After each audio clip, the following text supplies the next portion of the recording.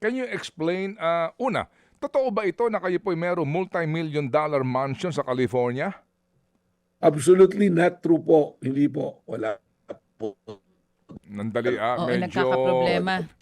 medyo, ito, sandali lang, Direktor. Wala Kasi, po kaming opo, napuputol tayo. Importante ito na mapakinggan nila ng buo at sakto. Oo, hindi ko alam kung na-i-impeach ang inyong internet Hindi, signal. ayan dyan. na, ayan na. po. Malinaw Ayan, na ayan, ulit. ayan. Okay. Oo, doon po kayo Opo. ulit sa absolutely not true. Sige po. Opo. Absolutely not true po. At alam nyo nga po, nagsimula na tirahin yung credibility ko even before po akong i-present na witness, nakita ko na po sa social media yung behavior po na kine-question na yung aking credibility. Tapos eventually, bigla pong nilabas na may property raw ako doon sa Stevenson Ranch sa California, LA County, na hindi man lang po nag-fact check. Ang masakit po nito kasi inireport to ng isang network na ngayon siya na yung ginagamit na content ng mga trolls, so to speak, para tirahin po yung aking personalidad na gano'n. Pero pag binasa nyo nga po yun, originally po, naglabas niyan yung si Sasot na pinangalanan ako, may kwento, 2004 ko raw nabili yung property, tapos ngayon iniloan ko po ulit. Nandami na pong loopholes kagad pag tinignan. 2004, hindi pa po kami magkakilala ng asawa ko noon Kinasal po kami is 2015.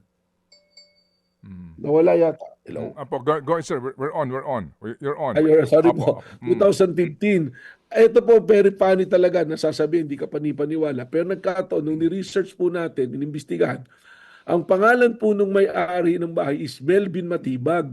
Pero Bihosano ang middle name niya. And he is married to Ana Marie Laman. Ang pangalan po ng asawa ko, Ann Matibag, Maria Reni Ann Lourdes Garcia Matibag. So nilink-link na po nila, nag-check sila ng property. At ako naman po, we do our own research also. We were able to get the deed. Kung kailan nga nila binili, tama, 2004. Kung sino yung nakapirma, lumalabas po talaga na kawawa din po yung tao, baka mapagdiskitahan ng mga nagagalit doon sa ganitong pangyayari. Puntahan yung bahay, alam nyo naman yung nangyari kay Yusek Claire sa ibang bansa. Puntahan yung bahay at baka mamaya salbahihin po yung bahay na hindi naman po sa amin talaga. At wala po kami pagmamayari na property po sa bahay, na bahay po sa ibang bansa. Sige, so what's your plan now regarding this issue?